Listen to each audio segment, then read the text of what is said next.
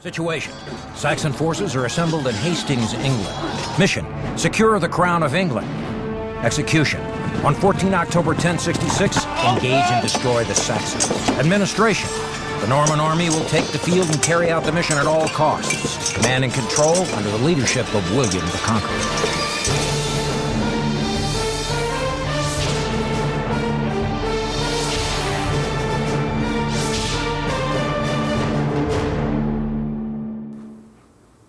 Welcome to Conquerors. I'm Captain Dale Dye. 1066 is the most famous year in English history.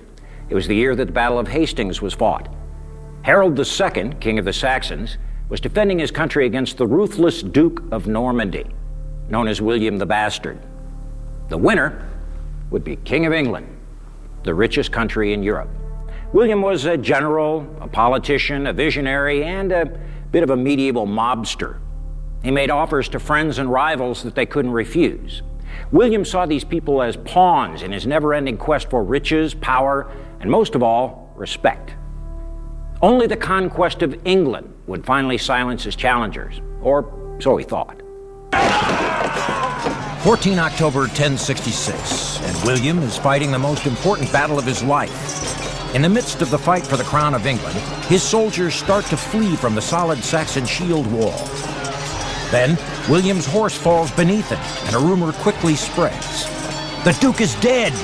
William immediately remounts, pushes back his conical helmet, and rides on in front of his men. It is me, William.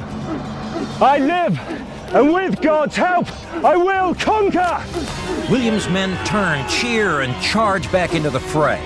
The conquest of England is on. But how did William's quest for the crown of England begin? For most of his life, William was known as the Bastard. Although his father, Robert the Magnificent, was the Duke of Normandy, his mother was only a tanner's daughter and his father's mistress. Young William was scorned for his mother's status and plotted against by neighbor barons who wanted to claim Normandy for their own. When his father died in 1035 while returning from a pilgrimage to Jerusalem, young William was like a lamb among wolves.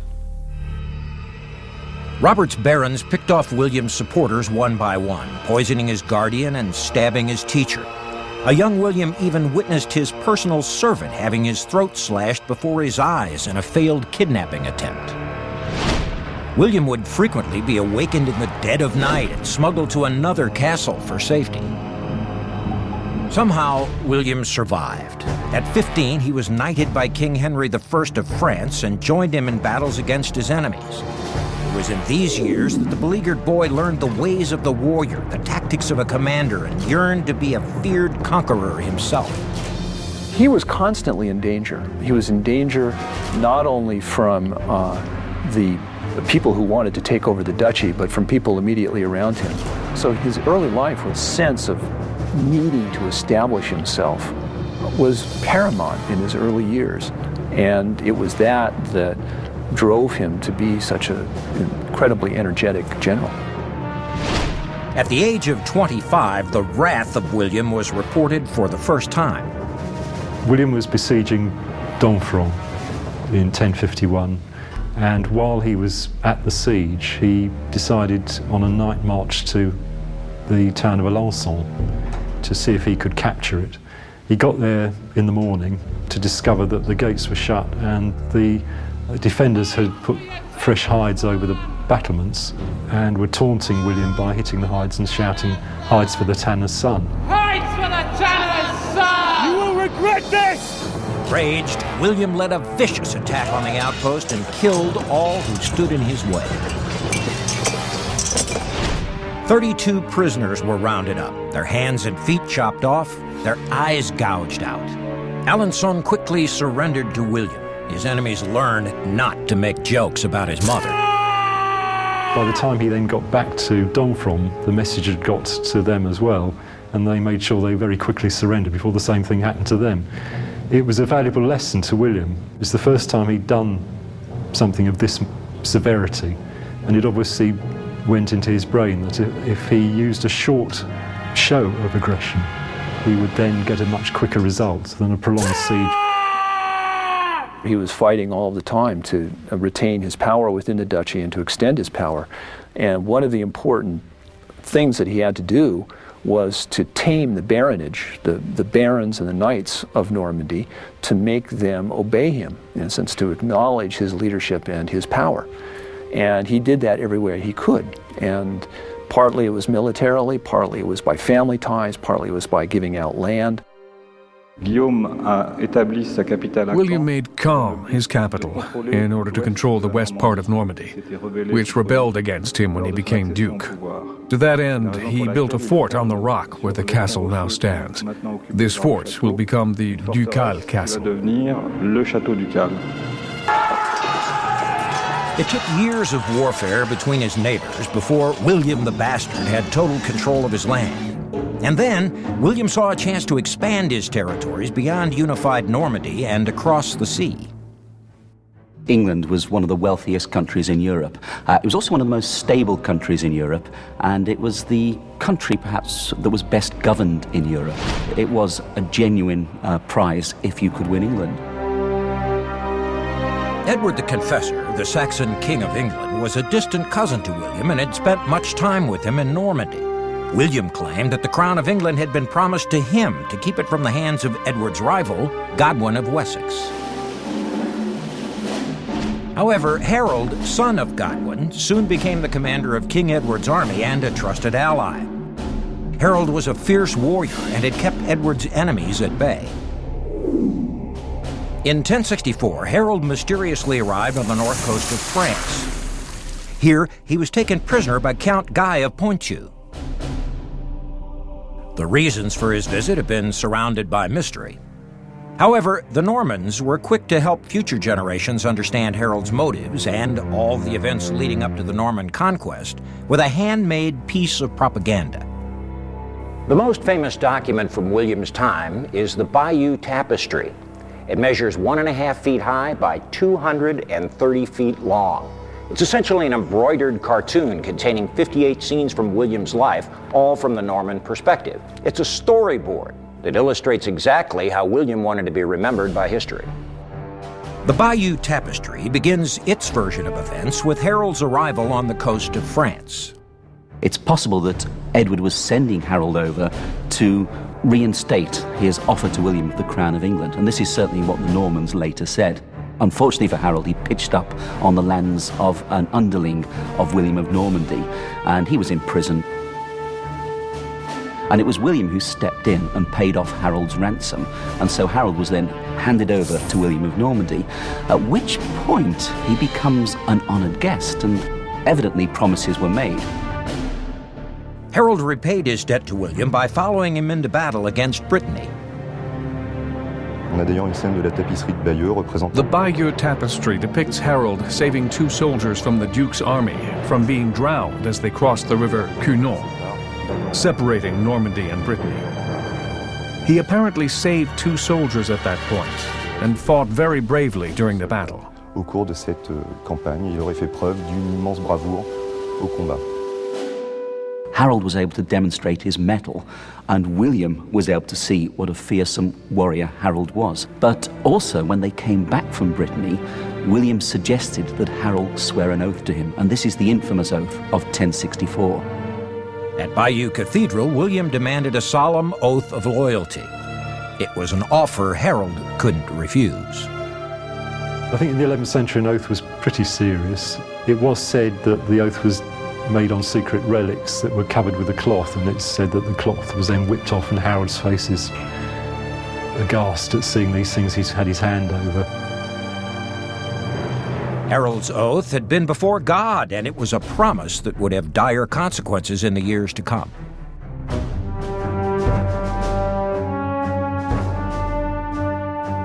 Harold left Normandy and soon forgot about his alliance with William. He immediately started lining himself up for the throne. First, he exiled his younger brother Tostig. You leave me no choice. Take him away. Insult me. And then he gained the loyalty of the king's elite fighting force, known as the Huscarls. Then, on 5 January 1066, Edward the Confessor, the Saxon King of England, died. You had by his bedside the Archbishop of Canterbury, you had Harold by the bedside, and at one point it seems that Edward might have reached out and touched Harold's hand, and this was seen as making him effectively his successor. This may have been a reward for defeating Edward's enemies in battle. With no royal blood in his veins, Harold feared rival claims to the throne. He wasted no time and made the governing council of England crown him as king. The stage was set for war. William felt cheated and betrayed, not just by Edward, but also by Harold, a man he considered a sworn ally.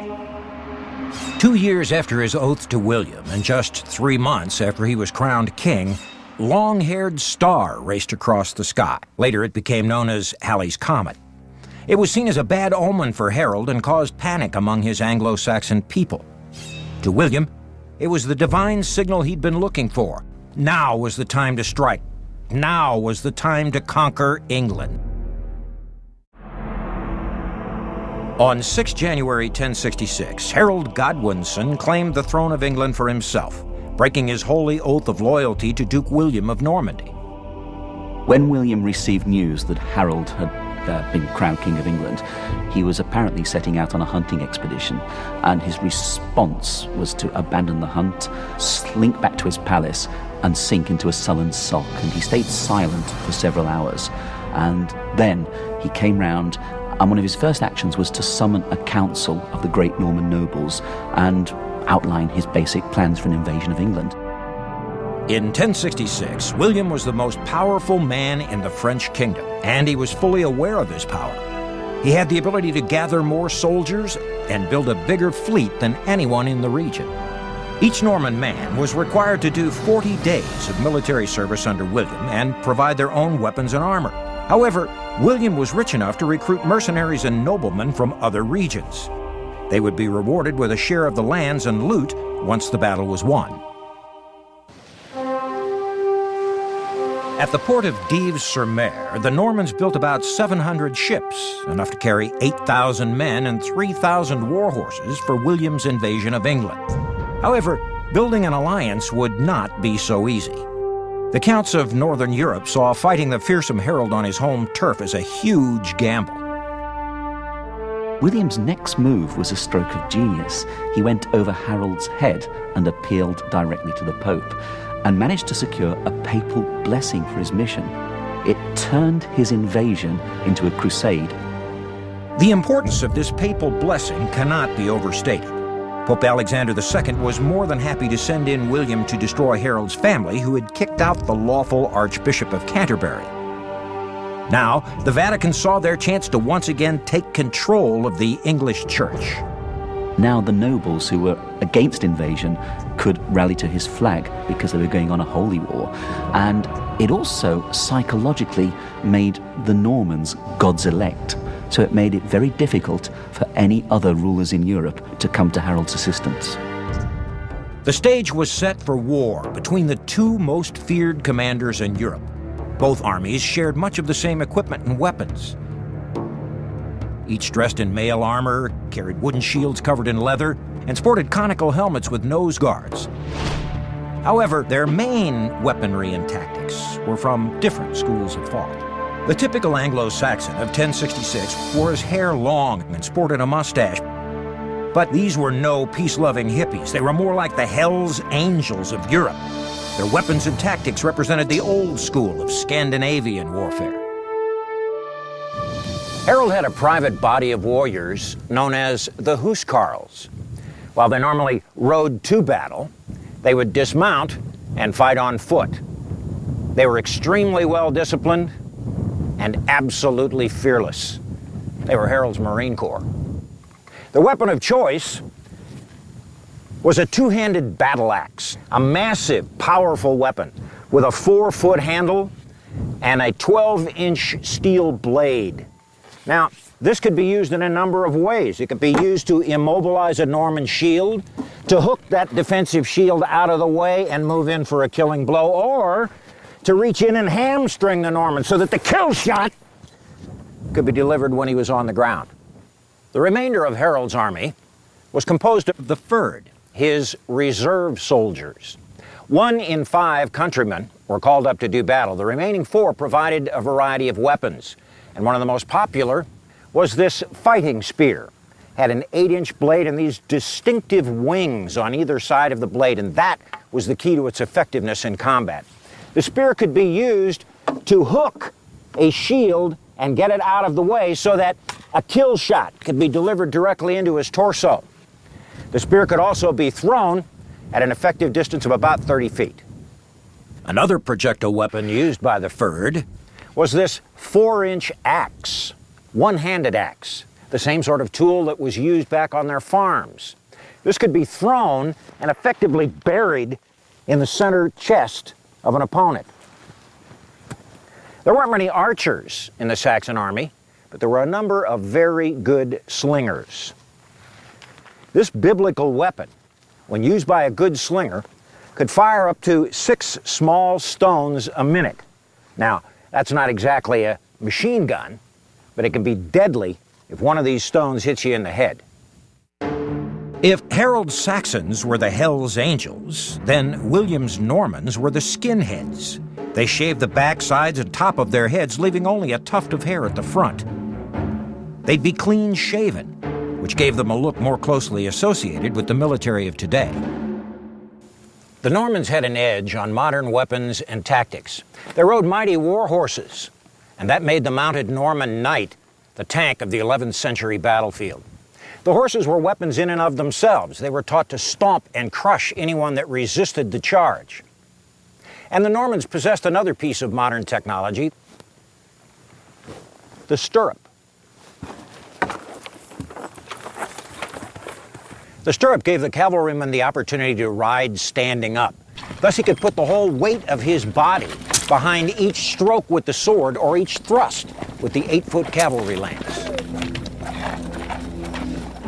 William also hired mercenaries from Brittany and Flanders who were skilled in short-bow archery, the slingshot, and even the crossbow, a weapon not yet used in England. William believed in a combined arms approach to warfare. First, he'd soften up an enemy with barrages of arrows and stones and spears and bolts. And then he'd send in the mounted knights to mow down any remaining opposition. In July 1066, Harold prepared his troops on the south coast of England. His army of 10,000 men waited and waited, but William never came. The Duke was waiting for the winds to change so his ships could reach England safely. The king then made a crucial decision.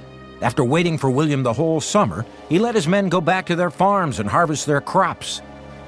What he didn't know was that he would now be facing a war on 2 fronts. In early September 1066, Harold's exiled brother Tostig returned seeking vengeance. Together with the feared king of Norway, Harald Hardrada, he landed with thousands of Viking warriors intent on conquering England for himself. Harold scrambled to reform his army and marched north. Commencing 20 September, Harold and his men marched 190 miles in only 5 days. They immediately took care of the would-be conquerors. The Saxon speed took the Viking army by surprise. It was an incredible victory. I mean, the fact that Harold was able to move his army all the way up from London to Stamford Bridge, surprise his enemies, win a very substantial military victory was really quite an achievement. It's another indication of what a fine general Harold really was. Days later, on 28 September, William and his army of 8,000 men landed at Pevensey Bay. They braved the autumn seas in an attempt to surprise Harold. This invasion between Normandy and England was the largest since the Romans 1,000 years earlier, and it would not be matched until D-Day, almost 900 years later. However, William's grand entrance did not go as planned. William's landing at Pevensey Bay was almost a disaster. William stepped out of the boat onto the shingle and promptly fell flat on his face in the mud. And he looked round and he could see his men's expressions. This was a bad omen. Superstitious soldiers would think, oh my God, now we're in for it. But one of the knights is supposed to have said to William, you've got the earth of England in your hands there. And then, of course, it was turned to his advantage. William couldn't believe his luck. He was met with no opposition. His ships quickly unloaded their soldiers, horses, weapons, and supplies, and then they made camp at the site of an ancient Roman fort. Only days later, Harold heard that William had reached England. The king must have been distraught. He'd have to fight the battle of his life all over again. Harold quickly reformed what was left of his bloodied army and marched back down to London to defend the capital. He only stopped briefly to pray at Waltham Abbey, asking God's help to defend his kingdom. William's coalition force then targeted the south of England as their area of operations. They raped, burned, and killed all that opposed them in order to provoke Harold into meeting them in open warfare. At Hastings, William made camp knowing that an outright attack on the capital would be foolhardy. He sent spies to find out where the Saxon army was hiding. Meanwhile, Harold was back in London raising a new army when he heard of the devastation in the south.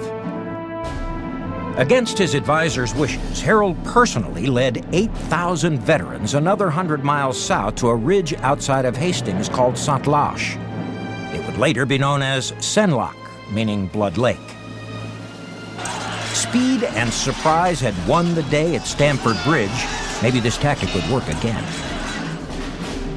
Harold lined his men up at the top of a slope, giving him a tactical advantage. He then ordered his Saxons to create a wall of shields along the ridge, blocking William's way to London. Because the hill is actually shaped a bit like a hammer with the shaft running back towards the woods at the back. It seems to have been quite steep and choked with brushwood and bushes and such, and it was only the front which had a more gentle slope, which was actually available for the Normans to come up. Would Harold's shield wall be able to withstand the Normans' combined weaponry? Would William risk his prized knights in an uphill frontal charge? With Harold's northern reinforcements marching to meet him, William had to strike now to win. As dawn broke on Saturday, 14 October 1066, Duke William of Normandy led 8,000 soldiers to Black Horse Hill near Hastings, England. Here, his soldiers put on their armor. However, as William put on his hauberk, a coat of chain mail like this one, he put it on back to front. His soldiers gasped at such a bad omen. Thinking quickly, William reversed the hauberk and declared, "Today, I change from a duke to a king." William was not only a great general, he was a master of spin. With the papal banner flapping in the wind, William told his men that this crusade could only end in victory or death. There was no escape plan. There would be no mercy from the axe-wielding Saxons. He then produced the sacred relics that Harold had sworn his infamous oath on to prove that God was on their side. The Normans marched to the bottom of a steep slope where they saw a Saxon shield wall 800 yards long blocking their way. Harold's best line of defense was the mighty shield wall. His men stood shoulder to shoulder with their shields interlocked. It was strong enough to resist a barrage of enemy arrows, or it could resist attacks by enemy infantry.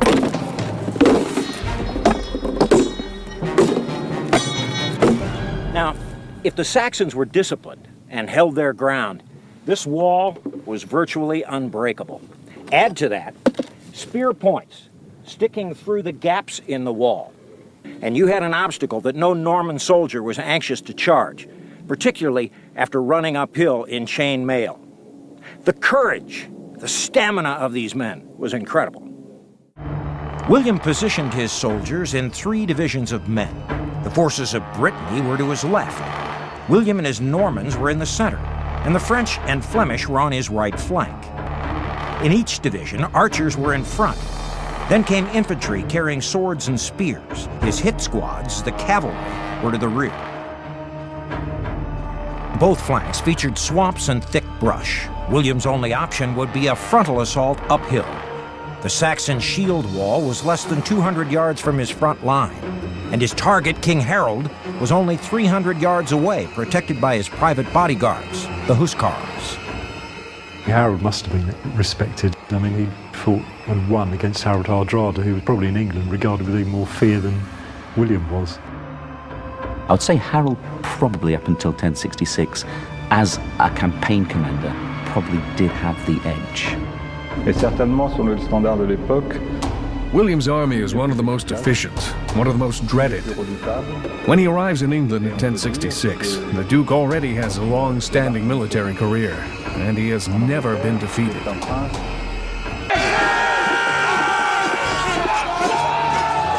At 0900, the Battle of Hastings began, the sound of chanting soldiers and banging shields. William ordered his archers to let fly, but the Saxons at the top of the ridge simply deflected the rain of arrows and bolts with their shields.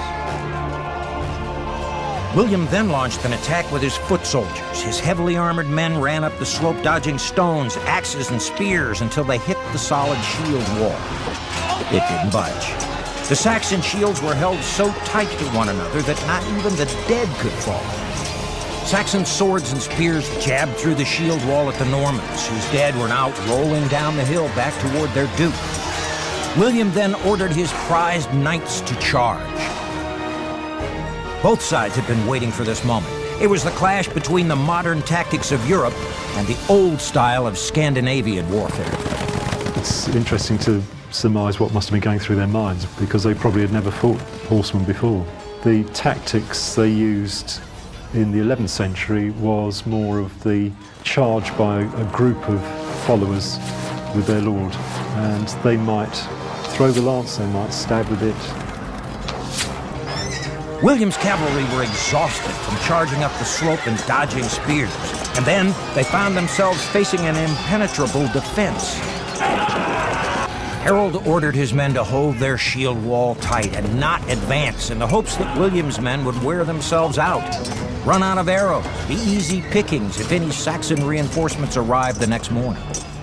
They were astonished by the variety of objects that were thrown at them from behind the shield wall battling the Saxons. Maces, axes, anything they could get their hands on were hurled at the Normans, and also their own comrades as well, because should a Norman actually get a toehold in the shield wall, he was simply pulled in, run through, and then his body thrown back to his comrades with the shout of "out, out." At noon, after 3 exhausting hours of combat, the shield wall stood solid. Piles of men blocked the way of William's cavalry. The Bretons had had enough and started to retreat back down the hill. This dangerously exposed William's left flank, and that caused panic among the Normans, who immediately fled.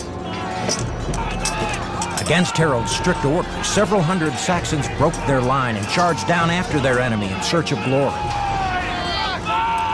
Suddenly, a rumor spread. William had been slain. The Normans had witnessed his horse fall beneath them, and they began to sense that they too might be finished. William quickly found another horse, remounted, rode up, and pushed back his helmet to show his men that he was very much alive. Men of Normandy, it is me, William. I live, and with God's help, I will conquer! He then led a group of knights across the field to cut down the advancing Saxons. A small hillock became a killing ground, and it was a pivotal moment in the battle. William's crisis had passed, and now he saw a way to break through to Harold. According to chroniclers, William then organized several feigned flights, or fake retreats. His soldiers charged the Saxon line twice, and both times ran away. The overeager Saxons chased them, were surrounded, and slaughtered. Harold was furious. He'd now lost a third of his men and was losing control of the rest. By 1600, daylight was starting to fade. Once darkness fell, William would be at a complete disadvantage. He had to win the day, and he literally launched everything he got at the English wall. It's been suggested that William then changed his tactics. He ordered his archers to shoot high into the air beyond the shield wall. This caused panic in the Saxon ranks. Both of Harold's brothers fell dead from the falling arrows. It was a brilliant move by William.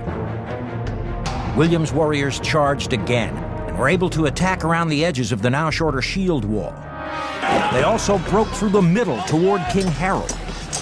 William sensed victory was close, but he needed to kill Harold before he could be king and claim to be Conqueror of England. After almost 8 hours, the Battle of Hastings was reaching its climax. 3 horses had been killed under William, and a Saxon axe had dented his helmet. By 1600 hours, the Normans had broken through the Saxon shield wall. Norman archers fired over the heads of their own foot soldiers, deep into the Saxon ranks, causing chaos. But King Harold still lived. The conquest of England was not yet in William's grasp. An arrow, seemingly from the heavens, descended and struck Harold in his right eye. Punishment maybe for breaking his holy oath. However, one story suggests he wasn't dead yet. Harold was staggering blindly, protected by his personal bodyguards. William looked up onto the ridge and saw Harold up there. And of course he knew that Harold was alive, victory wasn't his. So he said, I want you effectively to lead a 4-man hit squad, and that's your target. I want Harold dead. There were about 20 Norman knights fighting with the household, so the 4 knights used the confusion to effectively get into them and then ran Harold through. Another of the knights chopped off his head, another knight disemboweled him, and the 4th knight cut off his leg. Now, cutting off his leg may well have been a euphemism for the fact that he actually castrated Harold.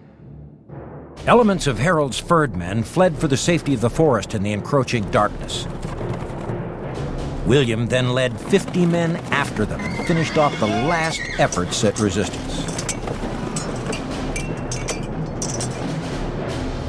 Finally, late in the day, around 1800, William rode back to his camp. He was surveying the thousands of dead bodies as he passed, but there was one body he was particularly interested in. They couldn't actually tell which one was Harold's body, and he was only recognized when his mistress came to the battlefield and identified him by personal marks on his body that were known only to her. Possibly 20%, 30% of the Normans were killed or severely wounded, but we really don't have any idea. The casualty list amongst the English must have been pretty bad, because we know that William has plenty of lands to give away, because so many of them seem to have died at Hastings. When William was victorious at the Battle of Hastings, he sat back and just waited for the submission of the rest of England, but it didn't come. So on October the 20th, the Norman army was on the march again. And he then took a long circular route to get to London in order to harry the countryside, to make sure that people understood that the army was on the way, and to sow some confusion in his enemies. William's army marched through the great cities of the South. Dover, Canterbury, and Winchester each submitted as William arrived. He then hacked and burnt a path north, destroying the villages and crops. Now, his armies threatened the capital. William's strategy worked. London was now surrounded by a trail of devastation. Its leaders decided enough was enough. Eldred, the Archbishop of York, came out of London to meet with William and his army. There, Eldred begged him to accept the crown of England. On Christmas Day, 1066, William was crowned King of England in Westminster Abbey. Great cheers inside the Abbey led knights outside to believe a revolt was taking place. And their reaction is fascinating. They didn't rush into the Abbey to defend their king. They effectively went from the Abbey and started burning down the Saxon houses and killing Saxons around the Abbey. So here's the king who's waded through a river of blood to become King of England, and his coronation is marked by flames licking around Westminster Abbey as the crown's placed on his head. William quickly replaced the English earls with his own Norman barons, payment for their services at the Battle of Hastings. England's new landlords spoke a different language, had different haircuts, customs, and new ideas in architecture and commerce. He also installed his bishops as the head of the country's church. He didn't destroy the Anglo-Saxon government. He adopted all of the institutions and all of the territorial arrangements that the Anglo-Saxons had established, and then used it on his behalf and on behalf of his aristocracy to run the country and to extract wealth out of the country. After William's victory in 1066, he brought various loyal Saxon noblemen back with him to Normandy. The People at the court of Khan were surprised at the way their former enemies looked. Des nobles saxons. They're compared to ladies because their hair hung down below the shoulders. This hairstyle will quickly become fashionable amongst the young people. Even the sons of William will follow the Saxon fashion and have long hair and a mustache. That will become the talk of the town. It was a way for the young to rebel against the adults. It was their way to off their parents. Saxonne, des cheveux longs, de la barbe et de la moustache qui va faire beaucoup. William immediately began a massive plan to build forts and abbeys which could control the Saxon population. A castle would be built every 15 miles, or the distance a horseman could ride in a single day. By the end of the 11th century, hundreds of wooden and stone castles studded the English landscape. An abbey was even built on the site of his conquest, just outside Hastings, in the town now known simply as Battle. One of the first things that William did when he was offered the crown of England was send soldiers on ahead and on a mound outside to the eastern side of the city of London. He built, well, first of all, a wooden tower, but it was that tower that effectively then became the Tower of London that we know today. And then in virtually every town, these huge mounds, 80 feet high, were thrown up, castles put on top of them. These were centres of Norman administration. But more importantly, it was Norman architecture, and it was to say, yes, you've been conquered, but you've been conquered by God's elect. For look at these glorious churches. So it was establishing the fact that William's mission to conquer Anglo-Saxon England had been a mission from God. This was one of the important things in holding the new kingdom. When William went to quell revolts, he put castles in towns as he went, and they're still there to this day. However, by 1069, William was facing a rebellion in the north. In the city of Durham, 900 Normans were killed in a revolt led by English rebels.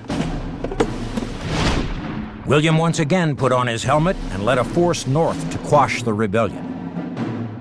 During his march through the northern counties, William ordered the annihilation of everything in sight. Every man, woman, and child was butchered. Every village was set ablaze. All animals, livestock, farming equipment, all destroyed.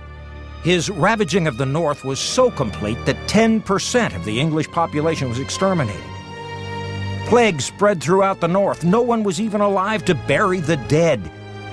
The effects of William's tactics in Yorkshire lasted for 60 years. But soon, William's battles and buildings led him into financial trouble. William needed to find out exactly what resources he now had. The English feared for what little possessions they had left. The word spread from village to village. Doomsday was approaching. Here's William's tips for conquerors. Employ psychological operations, including propaganda. Muster powerful allies, the Pope, for instance. Stay focused and stay on the attack. William had spent thousands defending his kingdom, building castles, and bribing his enemies. His conquest of England had also made his head the richest prize in Europe. It was time for a quick stock check. He ordered a survey of all of the assets in England that could be taxed to fund his forces. That survey became known as the Doomsday Book. 20 years after the conquest, royal commissioners were sent to all 13,418 settlements. They recorded who owned what before the conquest, after it, and now in the spring of 1086. It was said there was no single hide, nor a yard of land, nor indeed one ox, nor one cow, nor one pig, which was left out. It also grimly illustrated the extent of William's rampages and atrocities throughout the country. The Doomsday Book speaks of depopulated villages and whole swathes of land which, before the harrying, had been fertile, were now completely laid waste. And it set the economy of the north back by a good 80 years. But from William's point of view, what it did was stamp out further resistance. The survey was done with incredible speed. In only 6 months, the country's assets had all been accounted for. William used the information in the Doomsday Book to set new taxes and strengthen his financial position. It is a hugely impressive document, and for historians, it's something that you can't equal across the channel. It's very unique to us and tells us a huge amount about what was going on in England at the time. In his old age, William had a new problem to worry about: his weight. The fact that he was so fat became a bit of a joke, and he was often teased about it. In fact, many people said that he looked laid in, which meant he looked pregnant.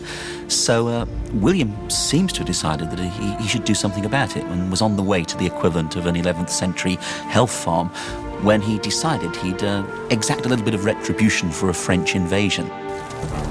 In July 1087, William burned down the town of Mantes on the border of France. However, while riding through the fires, his horse violently stopped to dodge burning embers. William was thrown against the pommel of his saddle, which ruptured his intestines. This internal bleeding led to peritonitis. For the next 6 weeks, pus slowly filled up his intestines as he lay dying in agony. On his deathbed, William divided his kingdom among his sons. Robert was granted Normandy, and England was left to William Rufus. It was reported that on his deathbed, William was quite remorseful about the conquest that he's undertaken and about his life of war. He looked back over his life, realized that he had been at war all his life, that he'd been fighting all his life, and that he had caused a great deal of bloodshed and misery. The king is reported to have made a last confession, seemingly regretful of his conquest, saying, "May God forgive me, for I have taken that which was not mine. I am stained with the rivers of blood I have shed." On 9 September 1087, the great bell of Saint-Gervais tolled to mark the passing of King William I. He was 60 years old. Those in attendance grabbed all the gold, weapons, linens, furniture, and clothes and cleaned out his castle, leaving the once feared conqueror stripped, naked and alone. A single sympathetic knight took William's body to St. Etienne's church in Caen for a royal funeral. Due to his peritonitis, his body had bloated out of proportion. During the funeral, a small fire broke out. This caused panic in the church. Temperature rose, and that, combined with the king's pus-filled bowels, caused his body to explode when it was forced into a small stone sarcophagus. Pus flew everywhere and covered the walls. Stench was so foul that we're told even the incense would not drown it out. And here's this great man who's ended his life naked on the floor. Now at his funeral, his corpse has exploded. There's a stench filling the air, and many of the mourners ran for the door, clasping their hands over their noses. It was a dishonorable end for the most powerful man in Europe. Today, only this gravestone at the Church of St. Etienne in Caen marks the final resting place of this son of Normandy. According to a local legend, the remains of King Harold II, whom William killed at the Battle of Hastings, were brought to Waltham Abbey just outside of London. A small, lonely gravestone is all that reminds England of its last Saxon king. When we look around us in England, the great stone castles, the great cathedrals, were all part of the Norman inheritance. And the language as well, of course. French words that came into the language, which are still in the language today. I think William was a chancer who in 1066 took a gamble, but with that gamble, William changed the course of history. William the Conqueror is remembered for his conquering of England. Many of his successors wish they could have done the same. Philip II of France, Napoleon, or Hitler, he's the only one who successfully crossed the Channel, ruled England for a long period of time, and laid down his laws to the British.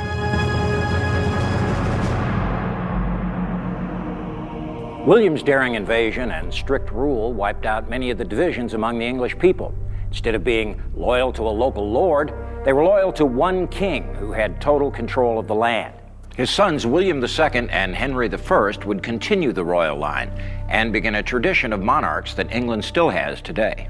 William the Bastard overcame incredible odds to become the most powerful man in 11th century Europe, and with the help of a little propaganda, is known today as William the Conqueror, the first king of England. I'm Captain Dale Dye. Thanks for watching Conquerors.